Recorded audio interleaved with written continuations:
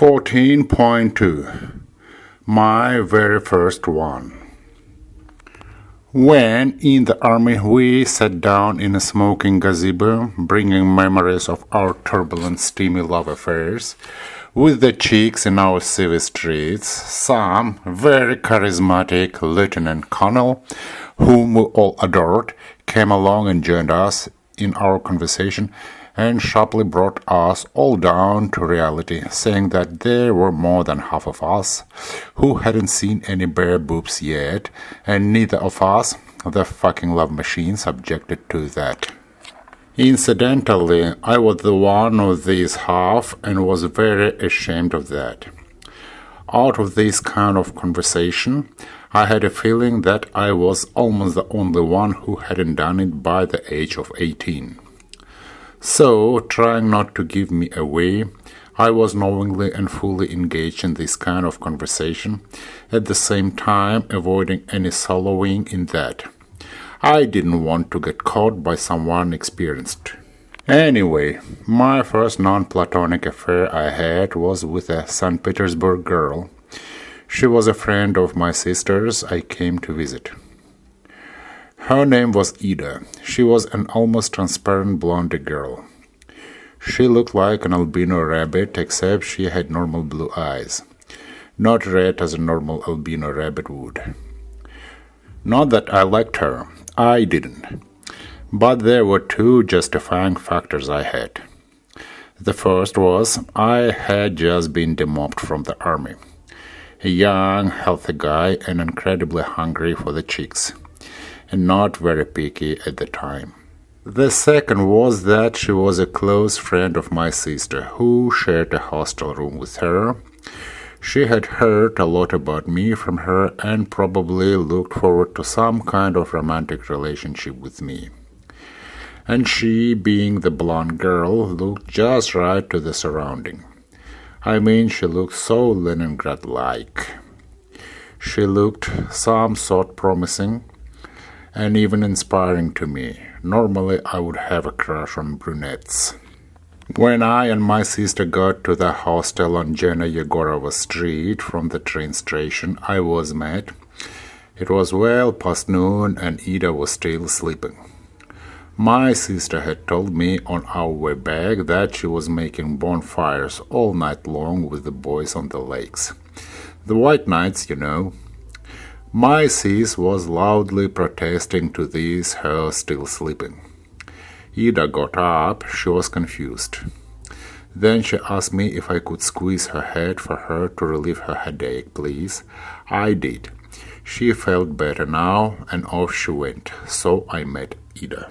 I brought some herbal liquor made of Bishau Mount Slopes grass my parents had packed for me, a very scarce commodity, especially in the beginning of Gorbachev's prohibition period, which caused unprecedented, even for the USSR, queues to the liquor stores. So we had at least something to celebrate my arrival with. The girls had turned out to have something for this kind of occasion too. Pretty soon the table was laid and I was saying my first toast. Then a friend of theirs, a guy I don't remember his name, came along with some more booze. Shortly thereafter we went on boozing on the shore of those very lakes Ida was making fires the night before. We were bag booze as hell. My sister with a friend went ahead, and we with Ida both drank, not giving a shit to the others while hugging and kissing. When we finally reached our home, my sister was asleep already. The deal was they would be sleeping in one bed and I on the other. When I came back after taking a smoke, I saw that Ida was on the other bed, asleep too. Yeah, right. I quickly got undressed and jumped to her under the blanket. Since then, we slept together.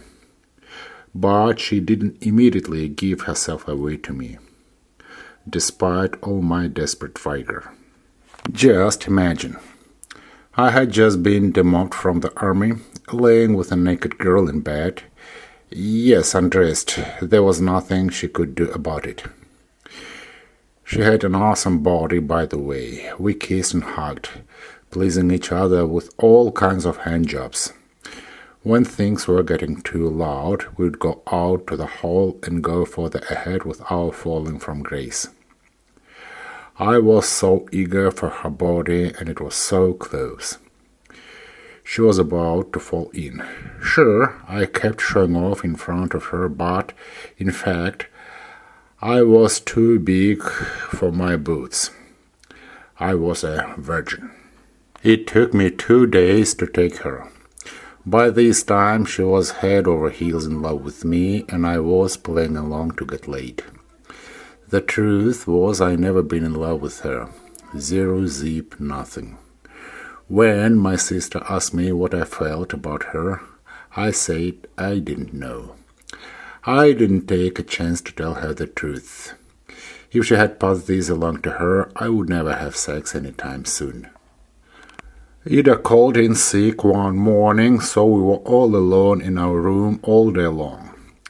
We were fooling around like crazy. She still was in her nightie with no underwear underneath. I threw her onto her bed, pulled up her nightgown. That was fast. Did it feel good? Probably. She called out something like, "Ouch, you made it. You had it through," and I went off. We both were laying for a while trying to figure out what had I just done. I had just fucked a girl. She was lying beneath, a faded whitish girl with white-haired eyelashes and eyebrows, and she was crying. "Why did you do this to me?" Well, just like in that lousy bad novel she had probably read and know what she was supposed to say under the circumstances. She made me feel bad. I got dressed up and lit a cigarette. She put her favorite record with Dalida to her favorite track, Mon Frère La Soleil. With this music running on, we were having our breakfast when the record player's needle jumped off the track. Ida put the song again. The needle kept jumping. "It's fine," she said. "The needle will do the track. The way you just did." She turned to me smiling. She thought it was funny. Then there was no stopping ever since. We had non-stop sex everywhere, days and nights. She took sick leave. We did it in bed, on the floor, on the landing, in an elevator, in a shower, on the lakes, in the woods, whenever we had an urge, no matter where we were and whatever we were doing. Once in a process, all of a sudden she felt bad. That was an overdose. We liberated ourselves quickly. We didn't use condoms. Stupid, huh? No wonder soon enough I had experienced the first shock in my life. Now we've fucking done it. Ida said that she had no periods. It should have started quite a few days before. I didn't know what I was going to do. I was wandering for the whole day in the streets, smoking and drinking some bad diluted draft beer sold right from the ale barrels. At moments like that, I always wanted to be with my brother Ruslan just to talk to him. He was more than a brother to me back then. He was my closest friend at the time. There were 2 more tormenting long days like this before Ida said that she finally had them. I hugged her and gasped, "You sure scared the hell out of me." There was no stopping again. It was a 24/7 sex marathon, which renewed vigor now and without any fear of getting knocked her up anytime soon. As usual, we were fooling around all along, wrestling and tumbling about. She was laughing underneath me, and suddenly she, still laughing, after a few attempts, she gasped out like, I love you," and she started crying. I looked at her, confused. I never liked when she cried. She looked ugly when she did that. She probably cried to my lack of response and bewildered reaction to her "I love you." I liked to have sex with her. I really did. I even liked her personality. She was fun to be with, but I wasn't in love with her. I didn't know how to deal with that. I didn't want to break her heart. And she probably knew it. She'd often say, "You're just having fun with me." Along with this, I started getting edgy with her. I mean, she would never leave me alone. Sometimes I needed some privacy for, say, reading my English textbook or just having some fun reading a paper or whatever I was doing. There was no escape from her. She kept hanging on me. Once I had to insult her to leave me alone. That offended her and I felt sorry for her. That her kind of primeval innocence also annoyed me. Her education was clearly below the average. You just couldn't talk on any serious matters to her. In a way, she was a talented girl. She loved to draw and paint and was good at that too. She also wrote good rhyming poems on any occasions. I wouldn't survive yet another abnormal poet. I had enough with my Aunt Raya, the Ruslan's mother. Neither did we need an artist. We had an Uncle Bob. I started to think that maybe it was time I got rid of her, especially after her trial balloons on our possible future family life. Once on a weekend, we all went to visit her parents at a Tractorny State Farm, Совхоз, in the Priazorsk area. Right at that moment I saw what was Idea's background, her upbringing was coming from. Her parents, her colorful rustic thick mom, and grey skinny dad, the tractor driver, always anxious to find something to get drunk, treated me good. But when I and Ida were back from a nearby forest, we had run off for yet another urge. And had an afternoon rest, Ida got right next to me, hugged me, and called out to her parents, "How do you like my future husband?" Fuck me running. I froze with a shock, and with my darkened face, I pushed her away right in front of her parents. "Look, I'll show you the bride show." I mean, I never promised her directly anything. Yes, I was used to our daily, almost hourly sex, but I never had said yes to her. She might have been interpreting my evasiveness as a yes, or wanted to see it this way. I left them with some sense of relief. Ida went to see me off to the station. She had me leave her my favorite shirt as my keepsake for her, and I nearly hit her in the subway. She had driven me to eat with her stupid talks about her crazy ideas and plans for me. She and my sister planned to visit my parents on their vacation. She warned me, and I wished they wouldn't fucking act oddly at my parents' house. Sure they did. I went to my grandmother's village with my transfer to Moscow. In the summer, right before the army, I and my sister visited that village. For the first time since we were taken away like little kids. We both liked it there. As soon as we had gotten there, we had a feeling that we were loved by everyone down there. I had trouble fending off my sister, protecting her from young men constantly hitting on her. My grandmother was getting nervous about all this. She was scared that they would kidnap her. These had recently been practiced in this neighborhood. My aunt, my mom's younger sister, the beautiful, got herself almost kidnapped. Bailey fought herself off and escaped. Some girls fell in love with me, and I fell in love with some of them too. So I was looking forward to seeing this village big time again.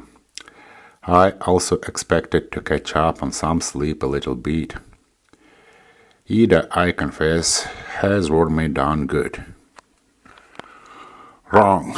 Either I had grown up a bit in those 2 years, or something happened to morals in the village. Sure, this country was pregnant with perestroika, but still. Before the army, there were no going beyond kissing there when you were dating a girl, no matter how hard I would try. This time, on my very first night, a friend of Dan's, my childhood friend's sister, vigorously freaked off on the Derma River bank, where we, with the local roadman, rode our bikes. It was funny the way we drank vodka we had brought along.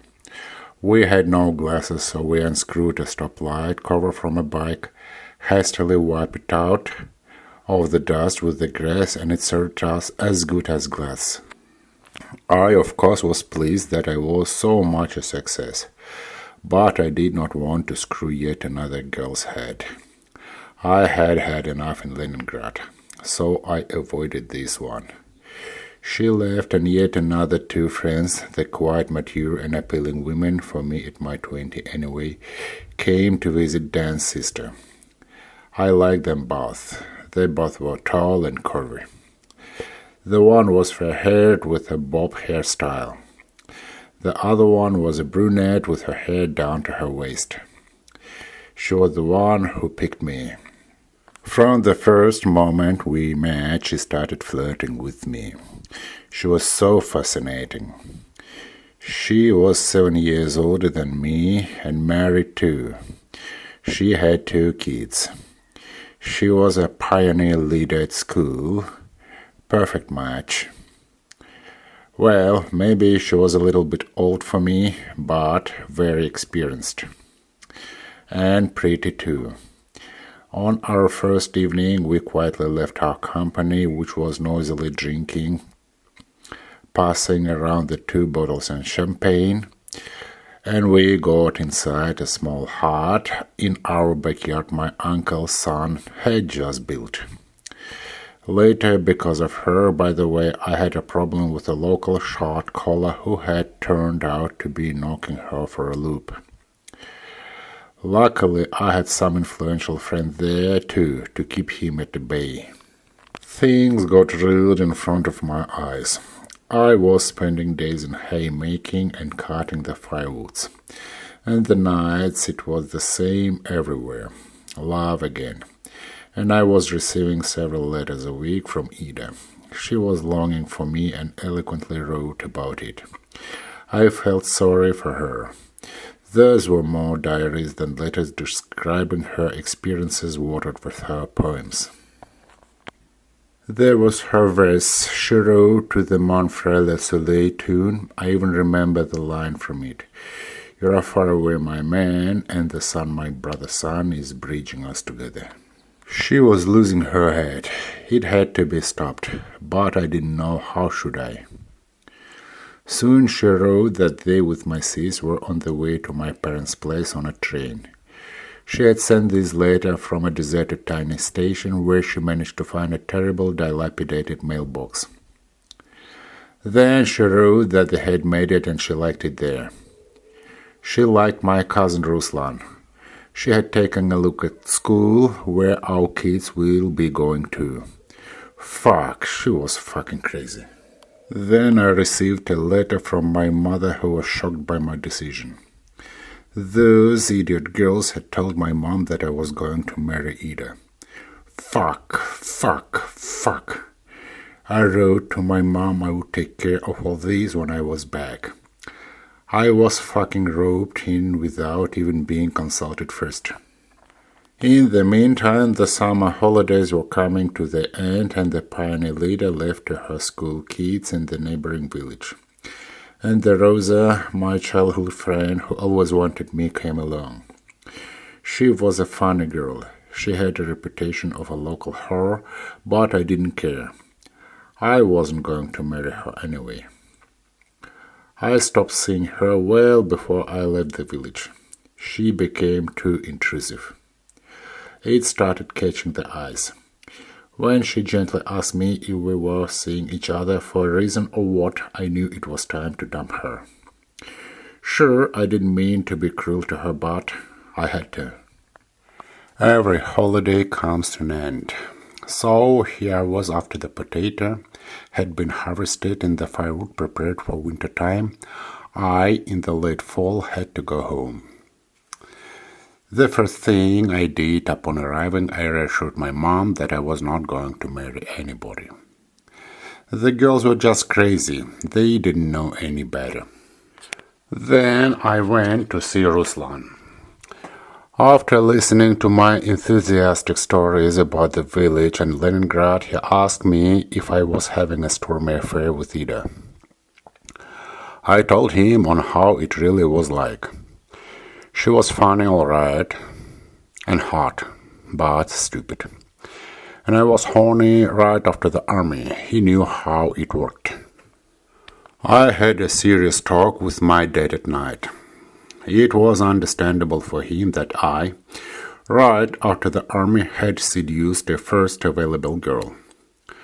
I was young and healthy for one thing, but I surely shouldn't have screwed her in the head. I shouldn't have given her any hope unless I was in love with her. Was I? No. Then I was in trouble. She was coming back here. What could I say? He was right. The problem was that they were about to finish their residence registration paperwork in Leningrad. They were willing to give up their Leningrad residence permit. One must be living in the Soviet Union to understand what it meant, and come here to stay. Ida is set to marry you, said Daddy sarcastically. My parents had long wanted my sis back home after she had graduated in Leningrad, but she wouldn't even hear about it. So she was at odds with them. I had a secret mission I went to Leningrad with. I was to gently persuade my sister to come home. Nice job. She was coming all right, bringing me my wife along. The truth was I hadn't even tried to talk her into it. I knew it was useless. If I were in her shoes, I would never come back myself despite the fact I loved this southern region. But it happened. Now, for her friend's sake, she was giving up the treasured Leningrad residence permit.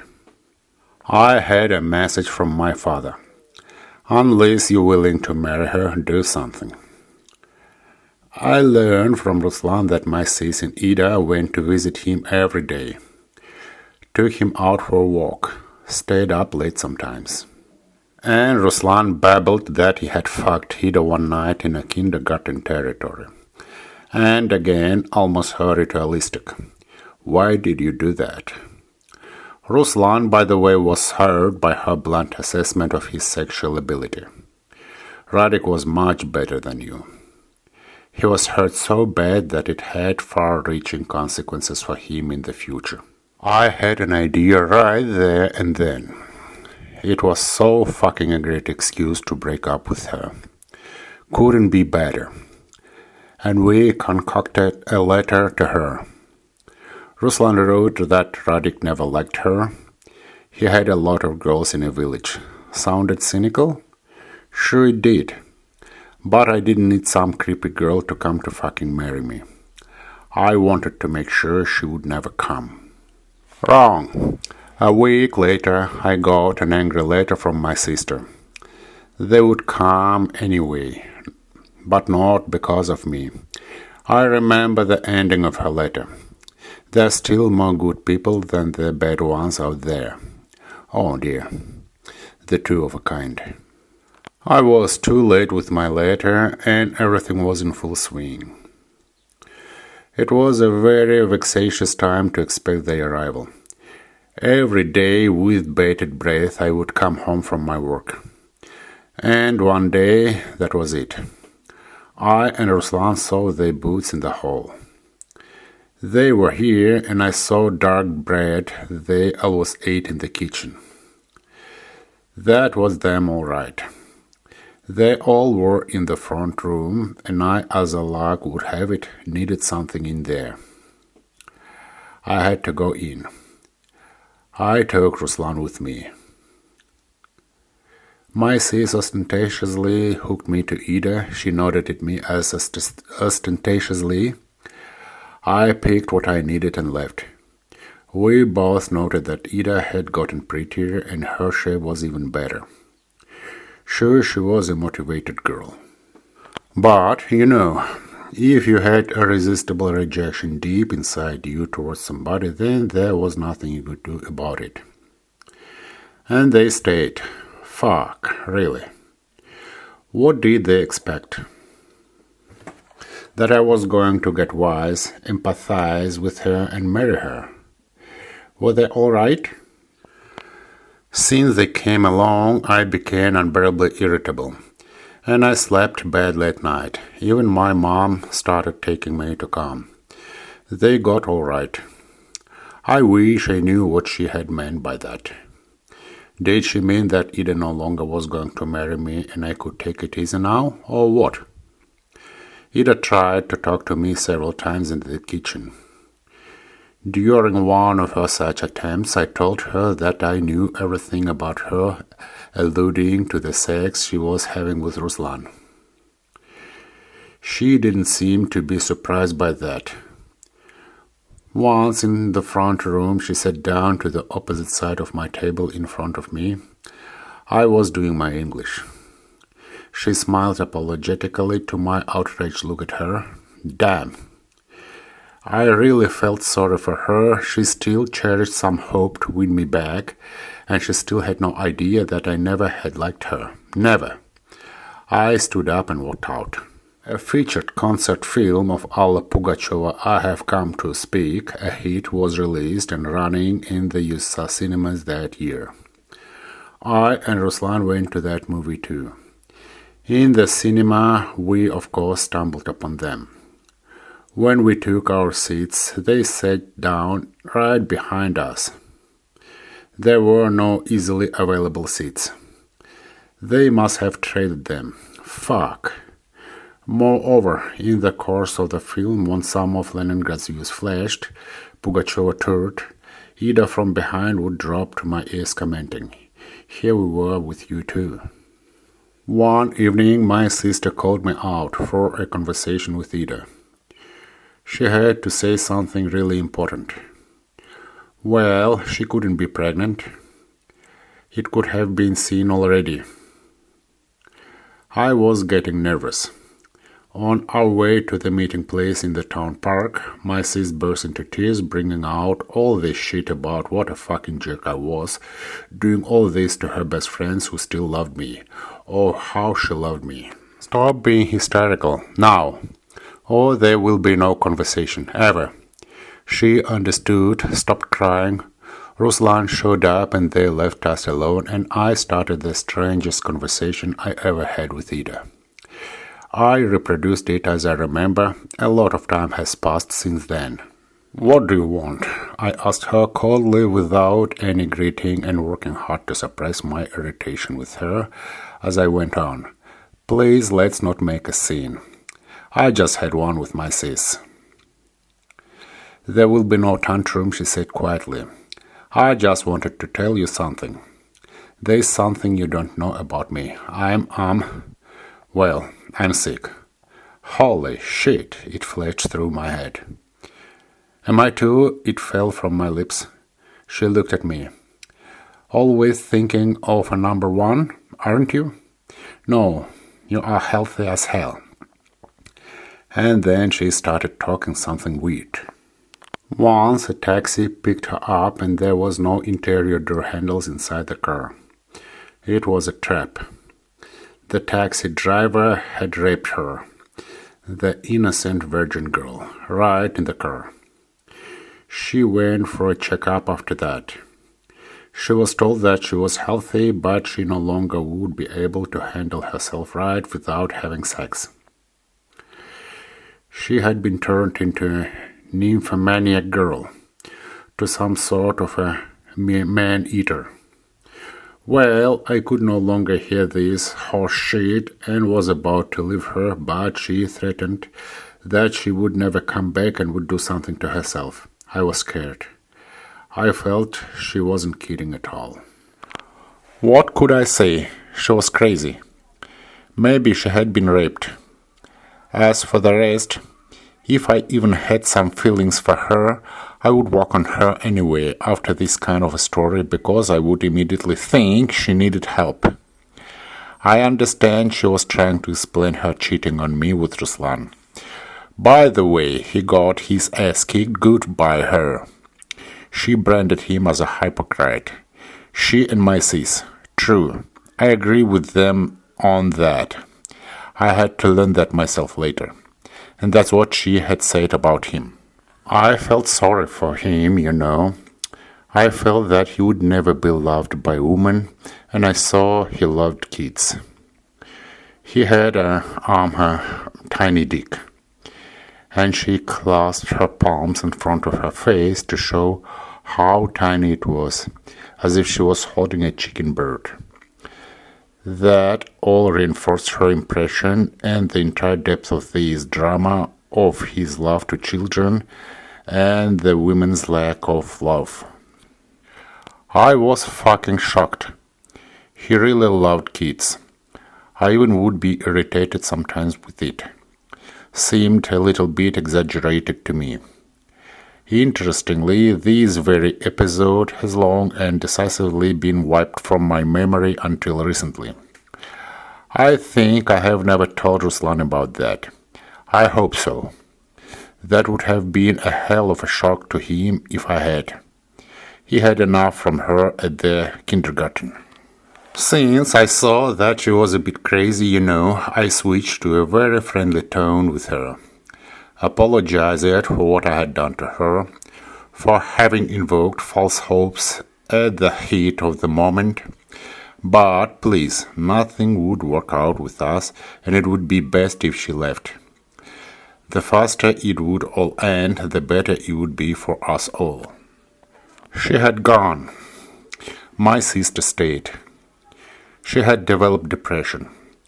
Even after getting over it, she hadn't talked to me for about a year. Then gradually she began to thaw on me. Once she said Ida had gotten married and she was happy all right. But my dad. I wrote about him on how he was good at being a tedious pain in the butt, especially after he had a shot or two of alcohol. Several times he tried to talk to me about Ida. I liked her. Shit!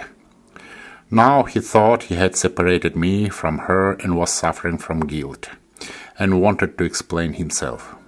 The sharper I interrupted him on these attempts, the stronger he held on his opinion.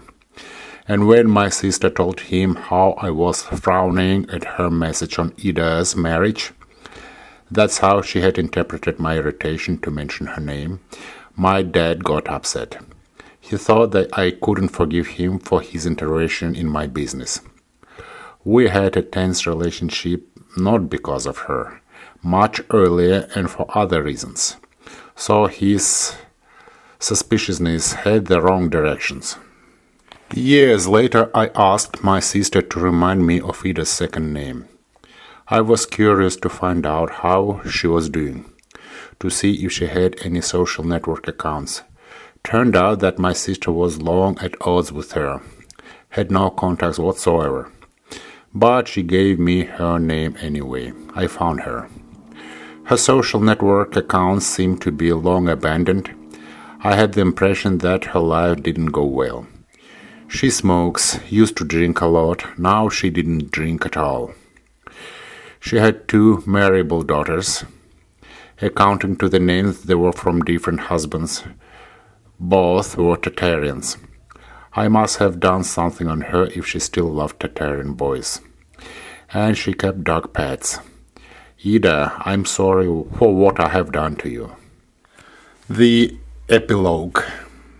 Sort of. 30 years later, the incredible happened. I wrote to one of her social networks and she happily responded. Now we friendly communicate. I really admire her.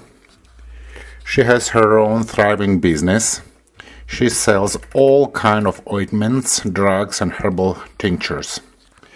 She has a few shops with branches in other cities. She was a drug addict, all right, and she also had problems with alcohol. But she had coped with all these, and she is doing well now and still full of ideas and is constantly busy. Here's her last letter I received. You are an unusual person. Now I had more time. I was sick today. And I reviewed your page 400 times over and over again.